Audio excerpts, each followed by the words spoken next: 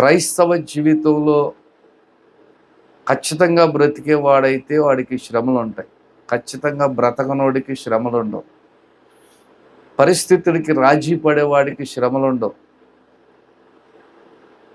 ఈ క్రైస్తవ జీవితం అనేది లోక ప్రవాహానికి ఎదురెదడమే తప్ప ప్రవాహానికి కొట్టుకుపోయేది కాదు. అందుకే శ్రమలు.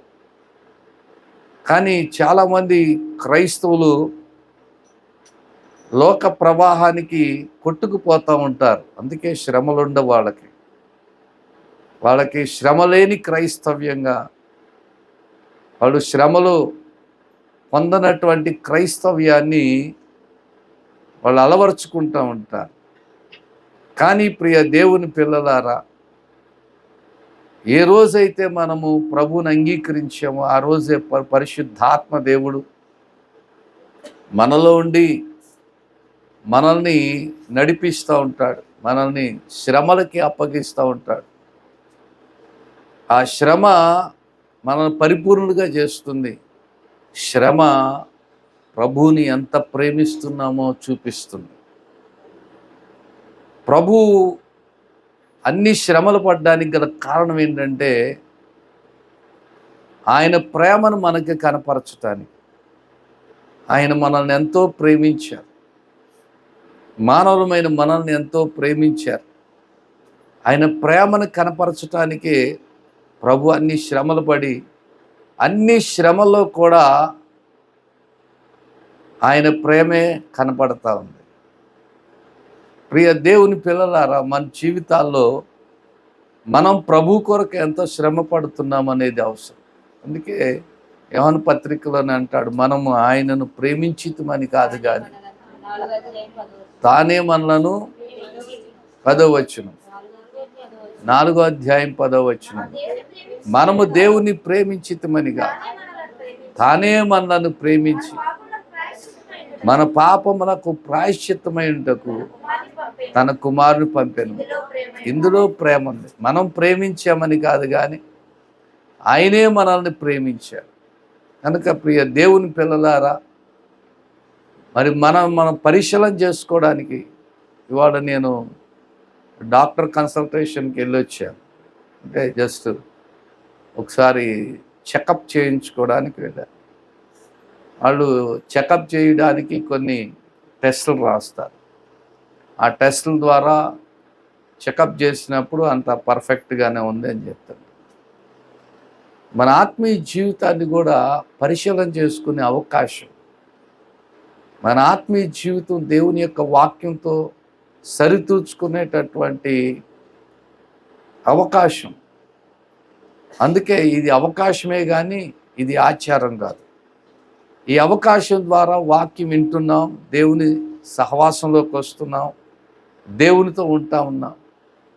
యేసుక్రీస్తు ప్రభు ఆయన ఒక దోణిలో ప్రయాణం చేస్తున్నప్పుడు యేసు ప్రభు ఆ యొక్క దోణి అమరమున ఆయన తలగడ వాల్చుకుని పరుండినట్లుగా చూస్తున్నాం. ఈలోగా ఆ సముద్రం మీద ఏమైంది? పెద్ద తుఫాన్ బయలుదేరింది. తుఫాన్ బయలుదేరేసరికి వాళ్ళు ఆ దోణిని చాలా వరకు ప్రయత్నం చేస్తున్నారు, ఆ దోణిని అదుపులోకి తీసుకురావడానికి. కానీ ఆ తుఫాను వలన ఆ పడవ అల్లకల్లోలం అయిపోతుంది. వాళ్ళు శాయశక్తుల శిష్యులు ప్రయత్నం చేశారు. ఇక ఆ తర్వాత వాళ్ళు ప్రయత్నాలు మానేసి యేసు ప్రభు దగ్గరికి వచ్చి అన్నారు, ప్రభువా, మేము నశించిపోతా ఉన్నాం, నీకు చింత లేదా అని అడుగుతున్నారు.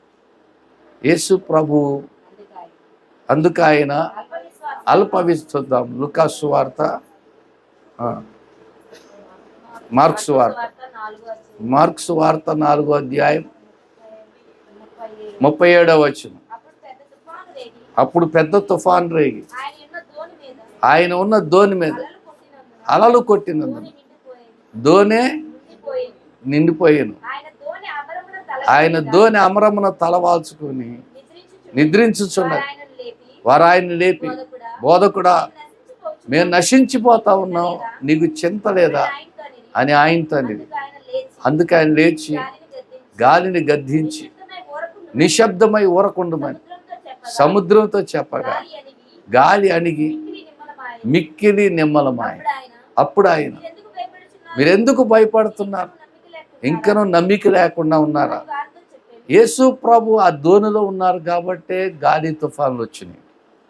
యేసు ప్రభు లేనటువంటి దోణిలకి గాలి తుఫాన్ రావు. మనం నిజంగా ప్రభువుని ప్రేమించినట్లయితే ప్రభు మనకిచ్చిన రక్షణ అనేక మందికి పంచిపెడతాం. దానికి గాను ఎక్కువ ప్రార్థన చేయాలి. ప్రార్థన లేకుండా చూడండి, నీరు లేకుండా ఎన్ని విత్తనాలు విత్తినా మొక్క మొలవదు. ఎన్ని విత్తనాలు నేలలో వేయండి, దానికి కావాల్సిందేంటి? నీరు. అది వర్షం రూపంలోనైనా లేకపోతే మామూలుగా మనము నీరు పోయడమైనా, అలా నీరు పోస్తేనే ఆ విత్తనంలోకి జీవం వస్తుంది. మట్టిలోనే వేసావు కానీ నీరు లేనందువలన విత్తనం ఏమైపోద్ది? మంటి బిడ్డల కింద విత్తనము కుళ్ళిపోతుందని వాక్యం చెప్తుంది. మంటి బిడ్డల కింద విత్తనం కుళ్ళిపోతూ ఉంటుంది. కనుక ప్రార్థన అనేది చాలా అవసరం. ఒక భక్తుడు అంటాడు కదా, 1 గంట వాక్యం చెప్పాలంటే 3 గంటలు మోకాళ్ళ మీద ఉండాలంట. 3 గంటలు మోకాళ్ళ మీద ఉంటే అప్పుడు 1 గంట వాక్యం చెప్పొచ్చు.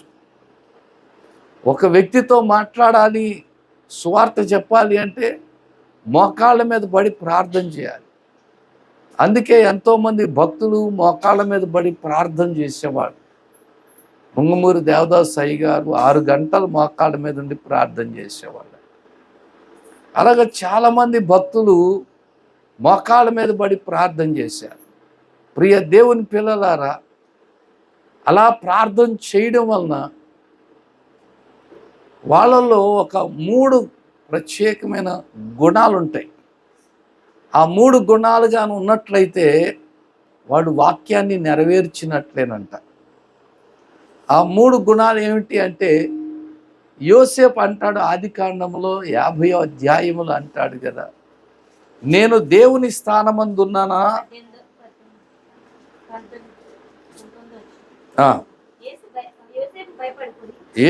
యోసేపు భయపడకుడి. ఒకటి, ఆయన ఏ స్థానంలో ఉన్నాడు? మనం ఏ స్థానంలో ఉంటున్నాం? ఒకటి, ఆయన మొట్టమొదటగా దేవుని స్థానంలో ఉన్నాడు. ఆయన అంటున్నాడు, నేను దేవుని స్థానమందున్నానా. రెండోది, మీరు కీడు చేయ ఉద్దేశించితిరి కానీ, అంటే ఏది జరిగినా అది మన మేలు కొరకే అనేటటువంటి భావం చాలామంది ఏంటి, నాకు కూడా అనిపిస్తుంది, శ్రమ సంభవించినప్పుడు దేవుడు ఎందుకు నాకు ఈ కష్టం పెట్టాడు అని అనిపిస్తూ ఉంటుంది. కొంతమంది అంటుంటారు కదా, పాస్టర్ గారు దేవుని సేవకులకి అనారోగ్యాలు వస్తాయి. ఎందుకు రావు? అదొక పరీక్ష. అపోస్తలుడైన పౌలు గొప్ప బోధకుడు, గొప్ప ప్రసంగికుడు, గొప్ప ప్రార్థనాపరుడు. కానీ పౌలు భక్తునికి ఒక బలహీనత ఉంది. అదే నీటి కాసుల జబ్బు. కళ్ళంట నీరు కారుతూ ఉండేది. అయితే ఒక విచిత్రమైన విషయం ఏంటంటే, ఆయన వాక్యం చెప్పినంతసేపు కూడా ఆ బలహీనత కనపడేది కాదు. అందుకే నేను ఎప్పుడు బలహీనుడినో అప్పుడే బలవంతుడిని. క్రీస్తు శక్తి నా మీద నిలిచుండి నిమిత్తము, క్రీస్తు శక్తి నా మీద నిలిచుండడం కోసమని కొరింథీ పత్రిక 2వ పత్రిక 12వ అధ్యాయం 9వ వచనం, అందుకు నా కృప నీకు చాలు, బలహీనత యందు నా శక్తి పరిపూర్ణమవుతుంది అని నాతో చెప్పాను. కాగా క్రీస్తు శక్తి నా మీద నిలిచున్న నిమిత్తము నేను ఎప్పుడు బలహీనున్నో అప్పుడే బలవంతుడిని. కాబట్టి ఏంటంటే, ఈయన ఎక్కువసేపు వాక్యం చెప్పేవాడు. ఎంత ఎక్కువసేపు వాక్యం చెప్పేవాడు అంటే, అర్ధరాత్రి దాకా వాక్యం చెప్తూ ఉండేవాడు. ఆయన వాక్యం చెప్తున్న వల్లనే ఐతుకని యవనస్తుడు కిటికీలో కూర్చొని కింద పడిపోయాడు, ఎత్తపడ్డాడు. అపోస్తలుల కార్యము గ్రంథం 20వ అధ్యాయం 7వ వచనం, ఆదివారమున మేము రొట్టె విరుచుట కూడినప్పుడు పౌలు మర్నాడు వెళ్ళనయండి వారితో ప్రసంగించు అర్ధరాత్రి వరకు. ఏంటంట? అర్ధరాత్రి వరకు విస్తరించి మాట్లాడుతున్నాడు. అక్కడ అర్ధరాత్రి వరకు విస్తరించి మాట్లాడడానికి కొన్ని కారణాలు ఉన్నాయి. మర్నాడు బయలుదేరి వెళ్ళిపోతాడు. మళ్ళీ వీళ్ళ దగ్గరికి ఎప్పుడు వస్తాను, మళ్ళీకి స్వార్థ ఎప్పుడు ప్రకటిస్తాను, వీళ్ళకి దేవుని గురించి మళ్ళా విశదపరిచే అవకాశం ఉంటుందో ఉండదో అని తనకి దొరికిన అవకాశం ఉన్నప్పుడే విస్తారముగా దేవుని గురించి మాట్లాడేవాడు. హల్లెలూయా, దేవునికి స్తోత్రం. మనం విస్తారంగా పిచ్చి మాటలు మాట్లాడుతుంటాం, విస్తారంగా పనికిరాని మాటలు మాట్లాడుతుంటాం, విస్తారంగా ఉపయోగం లేని మాటలు మాట్లాడుతుంటాం. కానీ పౌలు విస్తారంగా దేవుని మాటలు మాట్లాడేవాడు. ఎందుకు విస్తారంగా మాట్లాడేవాడు? వాళ్ళకి నిద్ర వచ్చి కునుకుపాట్లు పడుతున్నా సరే మాట్లాడుతూనే ఉండేవాడు.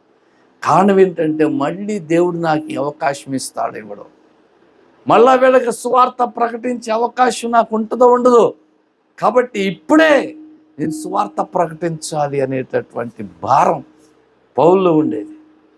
ఆయన వాక్యం అందుకే చేతి గుడ్డలు వాడేవాడు. చేతి గుడ్డలు ఎందుకంటే కంటి వెంట కన్నీరు కారుతూ ఉంటే ఆయన తుడుచుకునేవాడు అన్నమాట. ఆ చేతి గుడ్డలు చూడండి, చేతి గుడ్డలు ఎవరి మీదన్నా వేస్తే వాళ్ళు ఏమయ్యేవాళ్ళు?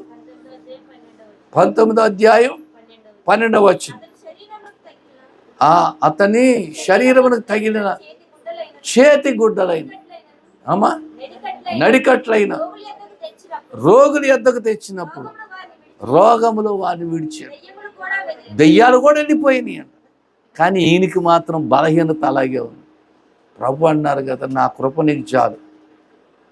అందుకనే మనకున్న పరిస్థితుల్లో మనం ప్రభువుని ఎంతవరకు మహిమపరచడానికి నిలబడతాం, ప్రభువుని ఘనపరచడానికి ఎంతవరకు నిలబడతాం అనేది దేవుడు పరీక్షిస్తూ ఉంటాడు.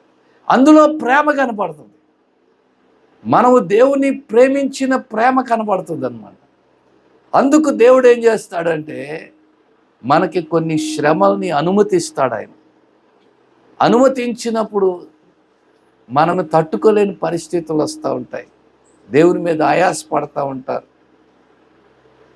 చాలా సందర్భాల్లో నాకు ఎదురైన అవమానాలే కానివ్వండి, కృంగిపోయిన పరిస్థితుల్లో నేను ఇంకెంత మట్టుకు చాలు ప్రభువా, నేను నీ సేవ చేయలేను అని ప్రభుతో చెప్పినప్పుడు ఒక మెల్లని స్వరం వినపడేది, ఈ కొద్ది శ్రమకే నువ్వు వెనక్కి వెళ్ళిపోతావా?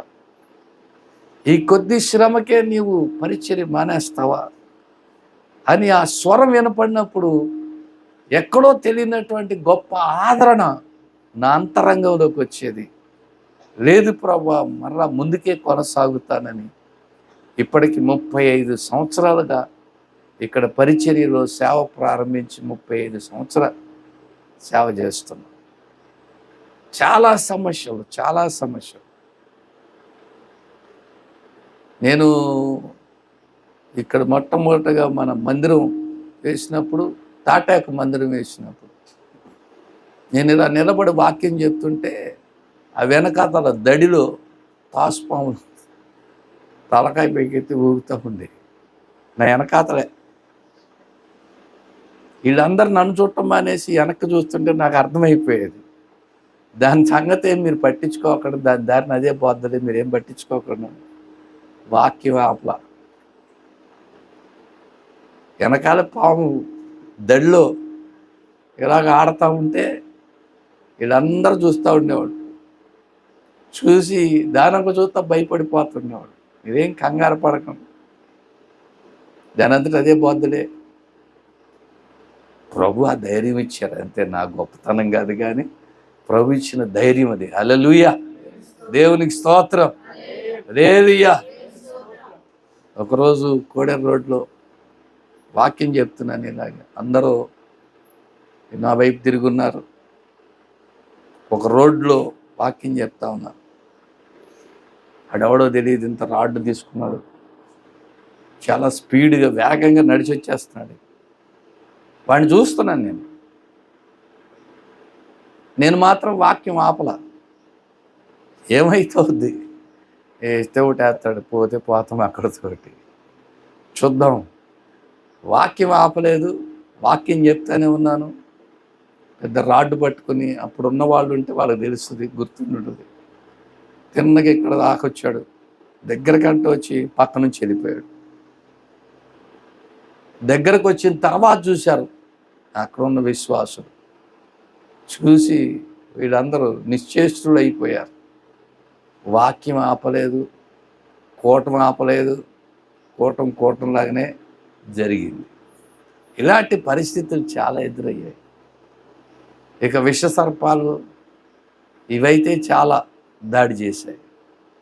ఇవన్నీ రకరకాలుగా దాడి చేసినప్పుడు విష సర్పాలు దాడి చేసినాయి, విషంతో కూడిన మనుషులు దాడి చేశారు, రకరకాల దాడి. ఇవన్నీ ఎందుకు అంటే ప్రభువుని నేను ప్రేమిస్తున్నానా లేదా, ఎంతవరకు ప్రేమిస్తాం. చాలామంది సౌఖ్యం ఉన్నంత వరకు ప్రేమిస్తారు, ప్రభు సౌకర్యం ఉన్నంత వరకు ప్రేమిస్తుంటారు. కానీ వాళ్ళ సౌకర్యాలు కానీ సౌఖ్యాలు కానీ వాళ్ళు అనుకున్నవి కానీ జరగకపోతే ప్రభువుని ప్రేమించడం మానేస్తారు. అవసరమైతే ప్రభువుని విడిచిపెట్టేస్తారు. లేకపోతే పరిధి గీసుకుని పరిధిలోనే భక్తి చేస్తూ ఉంటారు. కనుక ప్రియ దేవుని పిల్లలారా, మనము మొదటిగా ఒకటేంటంటే దేవుని స్థానంలో ఉండాలి. దేవుని స్థానంలో ఉండాలి. రెండవదిగా ఏంటంటే ఏం జరిగినా మేలు కొరకే. రోమా 8:28 చెప్పినట్లుగా దేవుని ప్రేమించు వారికి అనగా ఆయన సంకల్పం చొప్పున పిలువబడిన వారికి మేలు కలుగుటకై సమస్తము సమకూడి జరుగుతామని ఎరుగుతాం. అవమానం వచ్చిందా మేలే, లేక శ్రమ వచ్చిందా మేలే, నిందలు వచ్చినాయా మేలే. ఎవరైనా మనల్ని నిందిస్తే అంటే మనం చెయ్యింది ఏదన్నా మన మీద అంటే తట్టుకోలేం, మీరే కాదు నేనైనా. కానీ ప్రభు ముందే చెప్పేశారు. మత్తయి శుభవార్త 5వ అధ్యాయం 11వ వచనంలో చూసినట్లయితే, నా నిమిత్తం జనులు మిమ్మును నిందించి హింసించి మీ మీద అబద్ధంగా చెడ్డ మాటలల్లా పలుకుతారు, మీరు ధన్యులు. ఎవడండి సంతోషించి ఆనందించేది? నాకు అర్థం కాదు. ఎవడన్నా మనల్ని లేనిపోని మాటలు అంటా ఉంటే సంతోషపడి గొంతులేస్తారు ఎవరైనా. కానీ ప్రభు చెప్పారు అంతే, సంతోషించి ఆనందించండి, పరలోకమందు మీ ఫలము. అరే ఎవరైనా నిందలేశారనుకోండి, ఆ నిందలంట మనకి పరలోకంలో మన ఫలం అధికం అవడానికంట. ప్రభు చెప్పిన మాటలన్నీ ఇలాగే ఉన్నాయి, ప్రభు బోధించిన బోధనలన్నీ ఇలాగే ఉన్నాయి. నేను కొన్నిసార్లు అనుకుంటూ ఉంటాను, ప్రభువా ఖచ్చితంగా నువ్వు చెప్పినట్లుగా నీ బోధల ప్రకారం నడుచుకునే వాళ్ళు ఎంతమంది అని చూస్తే చాలా తక్కువ మంది ఉంటారు, చాలా తక్కువ మందే. ఎందుకంటే ప్రభు అన్నారు, ఒకడు నిత్య జీవం కావాలని పరిగెత్తుకొస్తే నీ కొన్నదంతా అమ్మేసి బీదలకి ఇచ్చేసి నువ్వు వచ్చి నన్ను ఎవరు చేస్తారా పని? ఇంకా సమకూర్చుకోవడానికో లేకపోతే పోగేసుకోవడానికో కష్టపడతా ఉంటే ఉన్నదంతా అమ్మేసి వచ్చి నన్ను వెంబడించు అంటున్నారు ప్రభు. ప్రభు చెప్పే మాటలన్నీ అలాగే ఉంటాయి. ఒక శాస్త్రి ప్రభు దగ్గరికి వచ్చి అన్నాడు, ప్రభు నేను నీ వెనకాల వచ్చేస్తానన్నాడు. ప్రభు అన్నారు, నక్కలకు బొరియలు ఉన్నాయి, ఆకాశ పక్షులు గూళ్ళు ఉన్నాయి, మనిషి కుమారుడు తలవాల్చుకోవడానికి కూడా చోటు. ఇంకెందుకు వచ్చిన గొడవ ఈయనకంట? ఈయన వెనకాల వస్తే ఏదో భవనాలు వస్తాయి అనుకున్నాం. చాలామంది అనుకుంటారు యేసు ప్రభుని మనం వెంబడిస్తే మనకి భవనాలు వచ్చేస్తూ ఉంటాయి, సంపదలు వస్తూ ఉంటాయి. ఈ రోజుల్లో బోధలు కూడా అలాగే ఉన్నాయిలేండి. ఈ రోజుల్లో ఏ టీవీ ప్రసంగికుడు చూసినా దేవుడు నిన్ను దీవిస్తాడు, ఆశీర్వదిస్తాడు, నీ సంపద వృద్ధి అయిపోద్ది, నువ్వు డాబాలు కట్టేస్తావు, అప్పులు తీరిపోతాయి, ఇదే సొన. కానీ ప్రభు కోసం నువ్వు ప్రయాసపడాలి, ప్రభు కోసం ప్రాణాన్ని తెగించటానికైనా సిద్ధపడాలని చెప్పేవాడు ఒక్కడు కనపడుతున్నారా? అలా చెప్తే ఎవరు జనం చేరరు కదా. అలా చెప్తే జనం చేరరు. ఎంతసేపు జనానికి కావాల్సింది నువ్వు కష్టపడక్కర్లేదమ్మా, నీ నోట్లోకి అన్నం కలిపి తీసుకొచ్చి నోట్లో పెట్టేస్తాడు దేవుడు అని చెప్తుంటారు. ఏమో నా అనుభవంలో అలా లేదు. నా అనుభవంలో ఈ సేవా పరిచర్యలో దేవుడు పిలిచిన నాట నుండి చూస్తున్నాను కదా, అలా లేదు. ప్రభు చెప్పే మాటలన్నీ కూడా ఎలా ఉంటాయి అంటే ఆయన అంటున్నారు కదా, ఆ జక్కయ్య ఇంటికి వచ్చారు.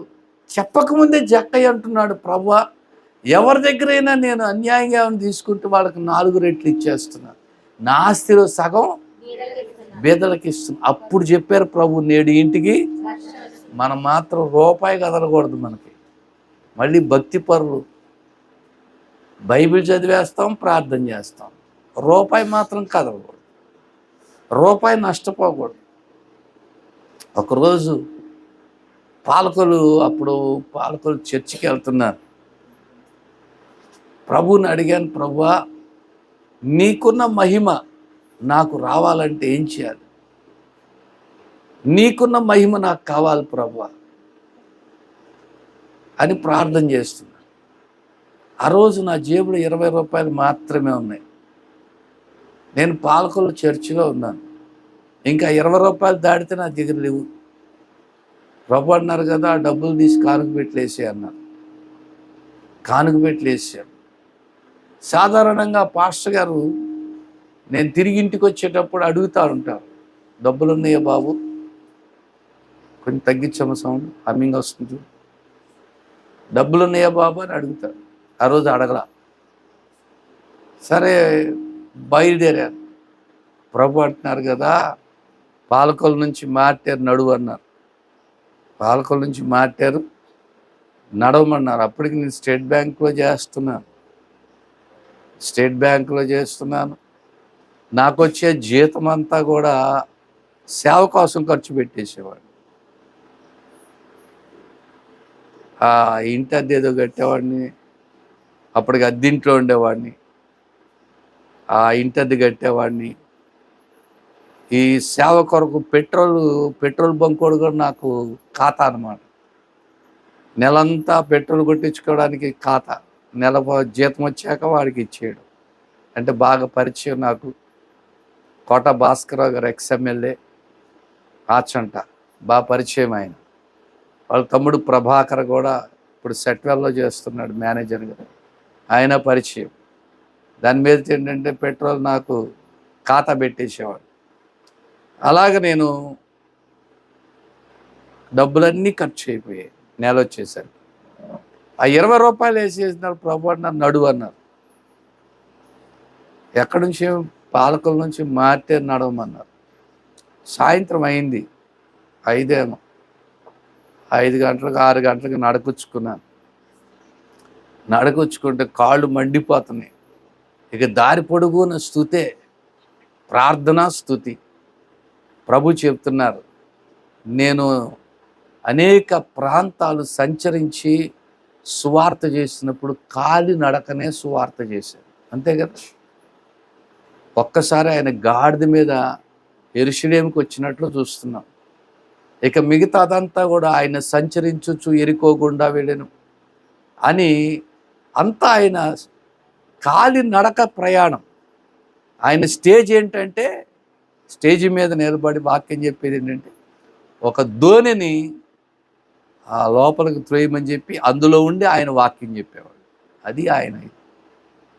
అప్పుడు ప్రభు అన్నారు, నేను సంచరిస్తా, కాలి నడకను సువార్త చేసి. ఇంకా కొందరు వచ్చారు, కాళ్ళు మండిపోతున్నాయి ప్రభు. సుందర్ సింగ్కి కాళ్ళకి చెప్పులు కూడా ఇవ్వలేదు. నాకు తెలియదు కాళ్ళకి చెప్పులు ఇవ్వను. సుందర్ సింగ్ గారు కాళ్ళకి చెప్పులు కూడా ఇవ్వలేదు. నీకు ఇంకా కాళ్ళకి చెప్పులు ఇచ్చాను నడువు అన్నట్టు. అలాగన రాత్రి 10 గంటలకు ఇంటికి చేరాను. ఇంటికి వచ్చిన తర్వాత కాళ్ళు బొబ్బలెక్కిపోయింది. కనీసం మా పాస్టమ్మ గారికి కూడా చెప్పను. ఎందుకంటే కాళ్ళకు బొబ్బలెక్కినాయి అంటే గబాలను మళ్ళీ ఆ గొడ్లరికి రాయటం, ఇటు పరిచర్య చేస్తారు. అది కూడా చేయించుకోకూడదు. అలాగ రాత్రి నడుచుకుంటూ వచ్చేసరికి అప్పుడు అర్థమైంది ప్రభువుకున్న మహిమ ఎలాగొచ్చిందా అంది. ఆయన పరిచర్యలో శ్రమ, రాత్రంతా ప్రార్థన, అలాగా ప్రార్థన చేస్తూ పరిచర్య చేశారు ఆయన. అందుకే ప్రభు శక్తి ఆయనలో ఉంది కనుక ఆయన అనేక మందిని స్వస్థపరుస్తూ ఉండవు. ప్రియ దేవుని పిల్లలారా, దేవుని కృప. ఉదయం 3 గంటలకు లేచి మోకాళ్ళ మీద పడి ప్రార్థన చేయటం ప్రభు నాకు నేర్పారు. ఒకరోజు కొంచెం బద్దకించాను. బద్దకించేసరికి గంభీరమైన స్వరం వినపడింది. నీ క్షేమకాలములో నేను నీతో మాట్లాడుతున్నాను. ఆ మాట అంతే, ఆ సగం వరకే వినపడింది. దెబ్బకి లేచి మోకాళ్ళ మీద పడి ప్రార్థన చేయటం మొదలుపెట్టాను. దేవుడు మాట్లాడాడు. ఇలాగ ప్రభు ప్రార్థనలోనూ, వాక్యంలోనూ, పరిచర్యలోనూ నన్ను నడిపించిన విధానం అది. నీ క్షేమకాలంలో నేను నీతో మాట్లాడుతున్నాను, నీవు విననంటివి. నా మాట వినకపోవటం నీకు బాల్యం నుండి వాడుకాలి. గంభీరంగా వినపడి దెబ్బకి లేచి మోకాళ్ళ మీద పడ్డాను. తెల్లారు 3 గంటలు. మనవాళ్ళు 3 గంటలకి ఎక్కడ ఉంటారు? మంచి అర్ధరాత్రిలో. ప్రియ దేవుని పిల్లలారా, ఇలాగా పరిశుద్ధాత్మ దేవుడు నన్ను సిద్ధపరిచి ఆయన పరిచర్య కొరకు నిలబెట్టుకున్నారు. అందుకే అనేక కుటుంబాలకి ఆశీర్వాద కారణంగా ఉండటానికి దేవుడు నిలబెట్టుకున్నాడు. కనుక ఒకటి, దేవుని స్థానంలో ఉండాలి. దేవుని స్థానంలో ఉండడం అంటే ఆయన మనలో ఉండాలి, మనం ఆయనలో ఉండాలి. యోసేపు అలాగే ఉన్నాడు, దేవుని స్థానంలో ఉన్నాడు. నేను దేవునికి భయపడేవాడిని అన్నాడు. దేవునిలో ఉన్నాడు. దేవుడిచ్చినటువంటి దర్శనాలు, స్వప్న దర్శనాలు నెరవేరటానికి దేవుడు అనేకమైన మలుపులు మలచాడు, ప్రణాళికలు వేసుకున్నాడు. యోసేపు ఎన్నో శ్రమలు పడ్డాడు. ఊరికనే సింహాసనం మీద కూర్చోలా. మన వాళ్ళకి శ్రమ అక్కర్లేదుగా, సింహాసనం కావాలి. శ్రమ పడ్డానికి ఇష్టపడరు, కానీ సింహాసనాలు కావాలి. వాడు సింహాసనాలు అధిరోహించాలి. శ్రమ లేకుండా సింహాసనం రాదు. నువ్వెంత శ్రమ పడ్డానికి నీ మనసును వంగదీస్తావో అంతగా దేవుడు నిన్ను హెచ్చిస్తాడు. చాలా సాధారణంగా నేను చాలాసార్లు చూస్తుంటా, ప్రార్థన అంటే మోకరించడానికి కూడా ఇష్టపడరు చాలామంది. మనసు వంగదు అక్కడ. అదొక ఇనప నరం అది. అందుకని ఏంటంటే లొంగదు. అది మోకరించడానికి లొంగదు, ప్రార్థనలో కళ్ళు మూయడానికి లొంగదు. దిక్కులు చూస్తూ ఉంటారు. ఈడేం ప్రార్థన? చాలామంది దిక్కులు చూస్తూ ఉంటారు ప్రార్థన అన్నప్పుడు. మోకరించడానికి మనసు లొంగదు. నేను అంటున్నాను కదా ప్రియ దేవుని పిల్లలారా,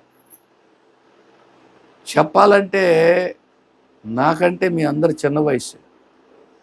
చిన్నోళ్ళ పెద్దోళ్ళ? నాకంటే ముసలిలాగా కనబడుతున్నారు మీరు. 63వ సంవత్సరం ఇది నాకు, 63 years.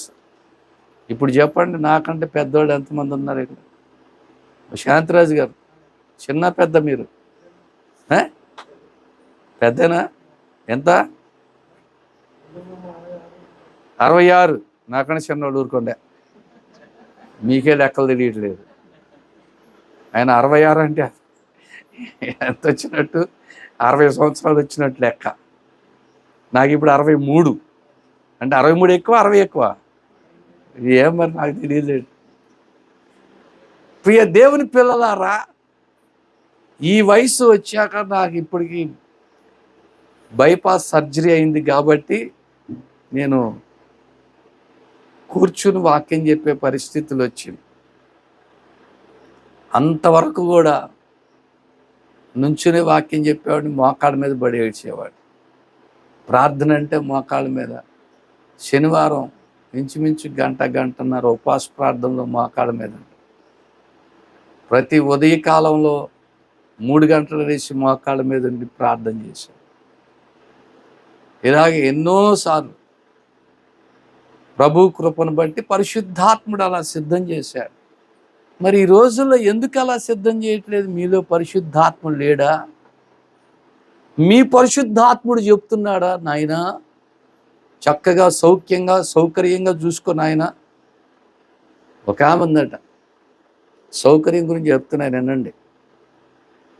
పాపం రావటమే ఈ స్తంభం ఉంటుంది కదా చర్చికి, ఆ స్తంభం చూసుకొని స్తంభానికి ఆనుకొని కూర్చుందంట మా రాజేశ్వరరావు గారు. కంగారేం లేదు. మా అనురాధ కూడా సర్దుకుంది వెంటనే. మనకు బోటు ఉండాలి వెనకాల. అరే కూర్చుందంట. కూర్చోగానే పాస్టర్ గారు వాక్యం చెప్తా ఉన్నారు. ఈలోపు బోటు ఉంది కదా బాగా వెనకాల, అందుకని అలా కళ్ళు మూసుకునేసరికి నిద్రలోకి వెళ్ళిపోయింది. ఈమె నిద్రలోకి వెళ్ళిపోయేసరికి ఈమె కళ్ళు మూసుకుంది, నోరు తెరుచుకుంది. అలాగా ఈలోగా 2 తొండలు కొట్టుకున్నాయి అంట. 2 తొండలు కొట్టుకుంటుంటే ఒకటేమో తరుముతుందంట, ఇంకోటేమో పరిగెడుతుందంట. అయ్యేం చేసినాయి, అలా పరిగెడుతున్నప్పుడు డామని కిందడేసరికి ఈ మెడుకున్న వాళ్ళందరూ తప్పుకున్నారు. ఇదేం చేసిందంట, ఇక ఎక్కడో చాడ దాక్కోవాలి కదా అని కలుగు ఎలాగుందని చెప్పి ఆమె నోట్లోకి వెళ్ళిపోయింది. నోట్లోకి వెళ్ళిపోయేసరికి ఇక అప్పుడు మెడుకు వచ్చింది అనేసింది. అందుకే బోటు చూసుకోకండి, నేను అందుకే చెప్తున్నా, మనోళ్ళు బోటు చూసుకుంటారు.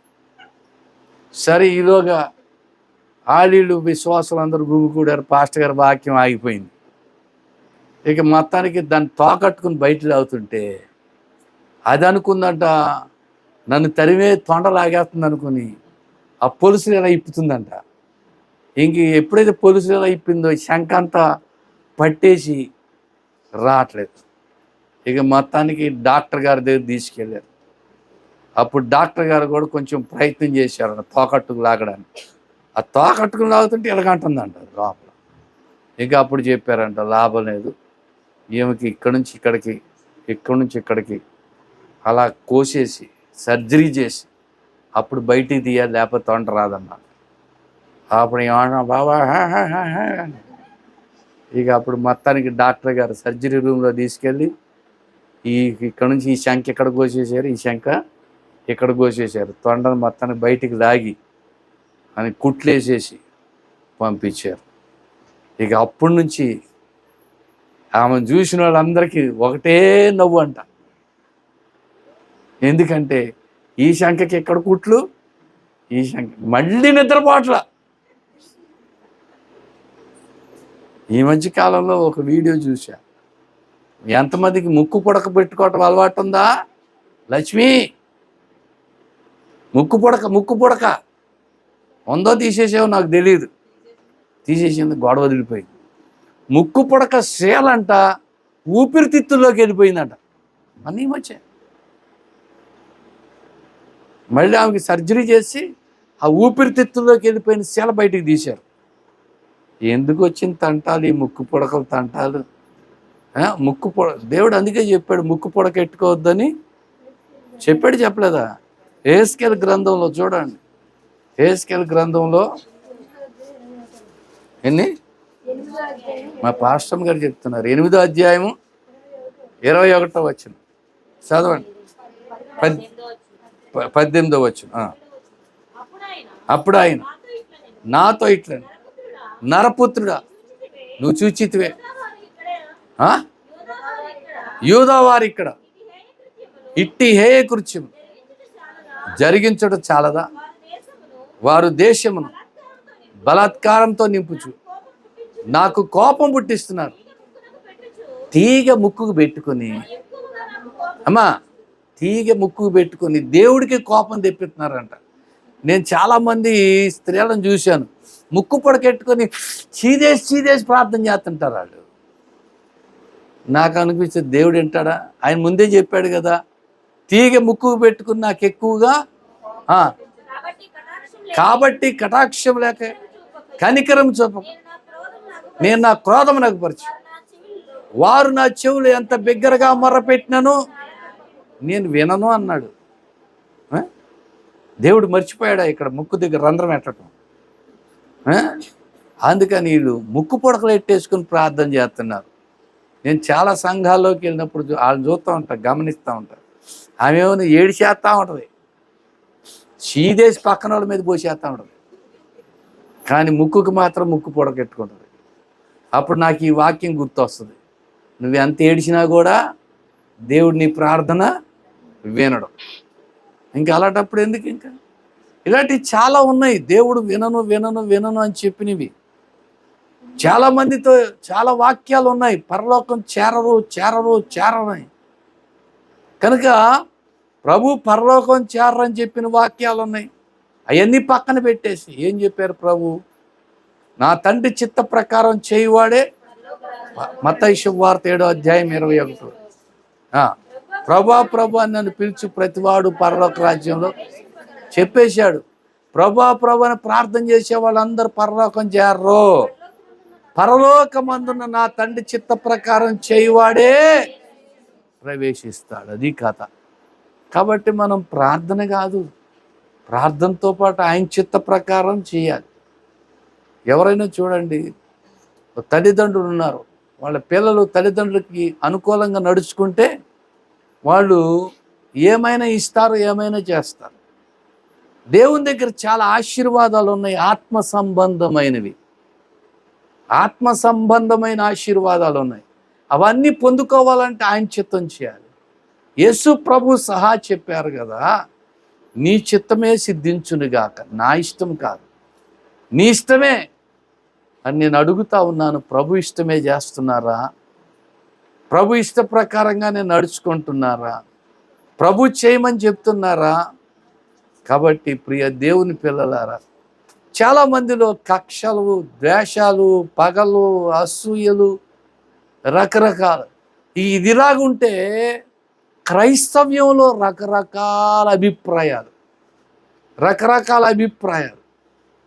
ఒకడెవడ అంటాడు నేనే క్రీస్తుని అంటున్నాడు, వాడిని వెంబడించేవాడు 1,00,000 మంది ఉన్నారు. అవన్నీ చూస్తుంటే మతిపోతుంది నాకు. నేనే క్రీస్తుని అంటారని ప్రభు ముందే చెప్పేశారుగా, కాబట్టి మీరు వాళ్ళ వెనకాల పరిగెత్తద్దని చెప్పారుగా. మరి ఆ వాక్యం వాళ్ళకి బుర్రకెక్కదో ఏమో తెలియదు, కానీ నేనే క్రీస్తునని ఒకడు చెప్పాడు, గడ్డం పెంచేసుకున్నాడు, అంగి వేసుకున్నాడు, ఆడ వెనకాల 1,00,000 మంది వాడిని అనుసరించేవాడు. 1,00,000 మంది అంట. అంటే అసత్యాన్ని నమ్మేవాళ్ళు ఎక్కువ మంది ఉంటారు, సత్యాన్ని నమ్మేవాడు తక్కువ మంది ఉంటారు. సత్య మార్గంలోకి, జీవ మార్గంలో నడిచేవాడు తక్కువ మంది ఉంటారు, నాశనానికి వెళ్ళే మార్గంలో నడిచేవాడు ఎక్కువ మంది ఉంటారు. కనుక ప్రియ దేవుని పిల్లలారా, పరిశుద్ధాత్మ దేవుడు మనతో చెప్పినట్లుగా నడుచుకోవాలి, అప్పుడే పరలోకం చేరతాం. సరే, ఒకటి యోసేపు దేవుని స్థానంలో ఉన్నాడు, మళ్ళీ అక్కడికి వెళ్దాం ఆదికాండంలోకి. రెండోదిగా మీరు కీడు చే ఉద్దేశించితిరి గాని నేడు దినమును జరుగుతున్నట్లు అనగా బహు ప్రజలను బ్రతికించినట్లు మేలుకి చేశాడు దేవుడు. మూడవది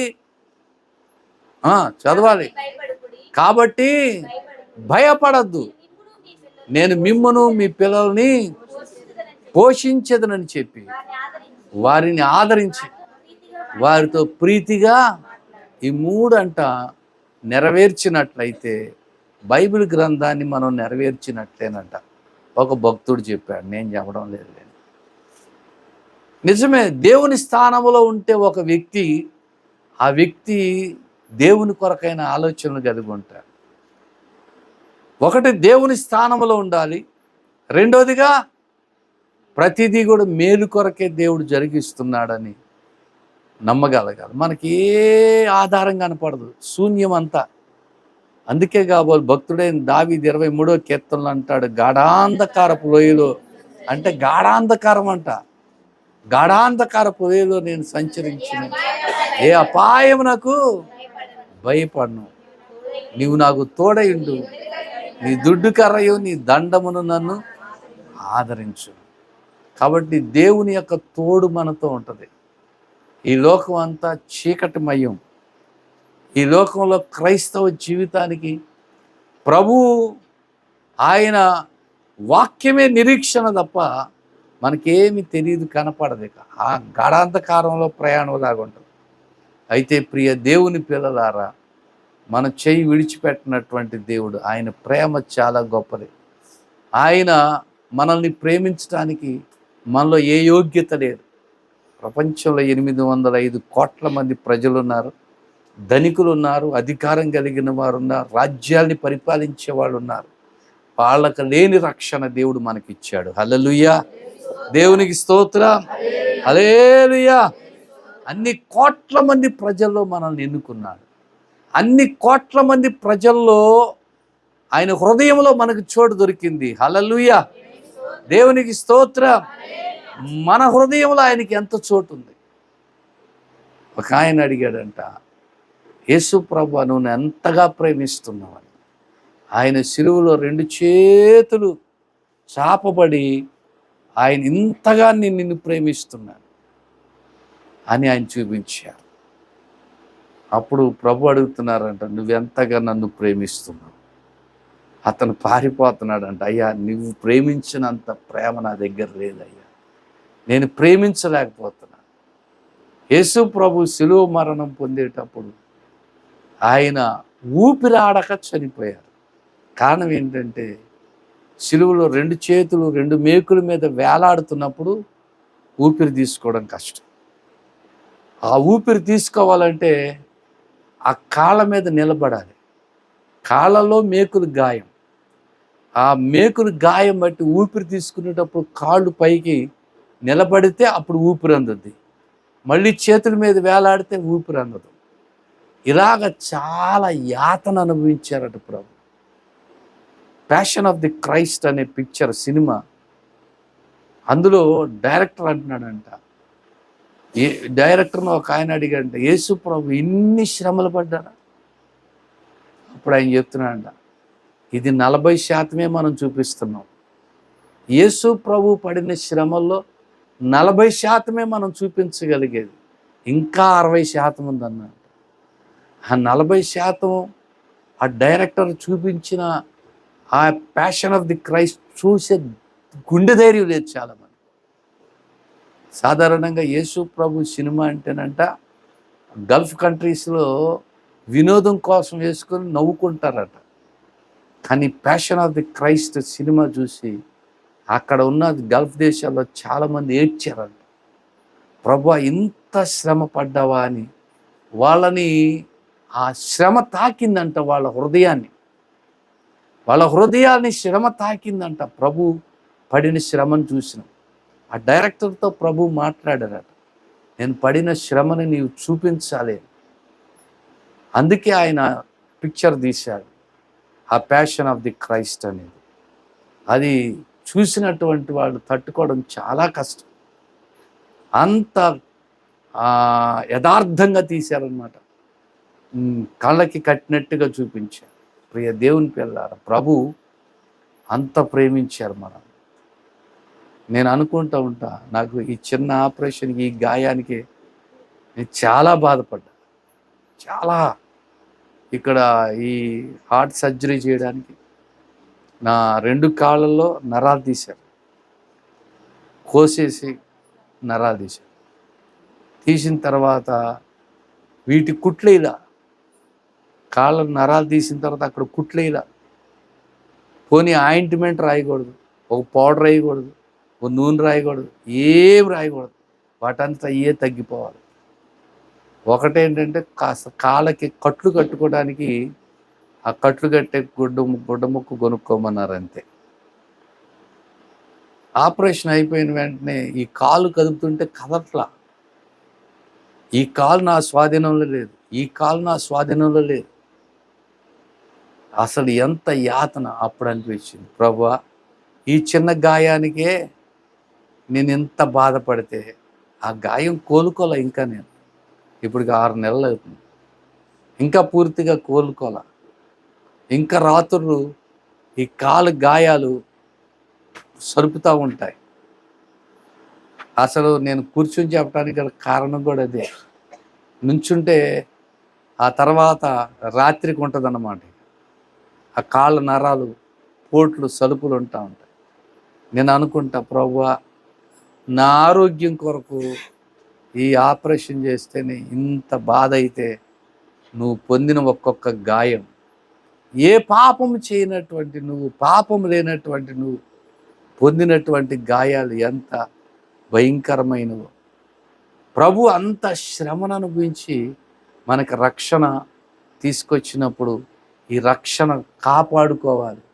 కొంతమంది అంటారు, ఒకసారి రక్షించబడ్డాం ఇంక మనకే పరలోకం అంటారంట. ఏడుంది? ప్రభు చెప్పారు, ప్రభువా ప్రభు అని పిలిచి ప్రతివాడు పరలోక రాజ్యంలో అని చెప్పేశారు ప్రభు. వాళ్ళంటే దెయ్యాలను వెళ్ళగొట్టారంట, వాళ్ళంట రోగులు బాగు చేశారు, స్వస్థపరిచారు, దెయ్యాలను వెళ్ళగొట్టారు, ప్రవచనాలు చెప్పారంట. ఏం చెప్పారు? ప్రవచనాలు. జరగబోయేది చెప్తా, జరిగింది చెప్తా, జరుగుతుంది చెప్తా అంటారు. ఇన్ని చెప్పారంట, కానీ వాళ్ళకేం లేదు, పరలోకం లేదు. అందుకే చెప్తున్నాను, ప్రార్థన చేసేవాడు అందరూ పరలోకం వెళ్ళరు. తండ్రి చిత్త ప్రకారము చేయువాడే పరలోకం వెళ్తారు. కనుక ప్రియ దేవుని పిల్లలారా, ప్రభు మనకిచ్చిన రక్షణ ఎంత విలువైందో దీన్ని తెలుసుకున్నట్లయితే కాపాడుకుంటాం, పాపం వైపు వెళ్ళాం, దేవునికి ఇష్టం లేనిది ఏది చెయ్యం, దేవునికి నచ్చంది ఏది చెయ్యం, దేవునికి ఇష్టం లేనిది ఏది చెయ్యం, దేవునికి ఇష్టమైన బిడ్డలుగా మలచబడతాం. ఇంకొక మాట, మనం దేవునికి ఇష్టమైతే దేవుడు మనల్ని ఆయన పరిచర్యకు వాడుకుంటాడు. అదే అంటాడు కదా, తనకిష్టమైన వారిని ఆయన పిలిచినప్పుడు. మార్కు సువార్త 3వ అధ్యాయం 13వ వచనం, ఆయన కొండ ఎక్కి తనకిష్టమైన వారిని పిలవగా వారు ఆయన యొద్దకు వచ్చిరి. వారు తనతో కూడా ఉండినట్లు దెయ్యాన్ని వెళ్ళగొట్టు అధికారం గలవారై సువార్త ప్రకటించడం. వాళ్ళకి 3 బాధ్యతలు. ఒకటి ఆయనతో ఉండే భాగ్యం, రెండోది దెయ్యాలను వెళ్ళగొట్టడం, మూడోది సువార్త ప్రకటించడం. ఈ 3 బాధ్యతలు ఇస్తాడు ఆయనకి ఇష్టమైన వాళ్ళకి.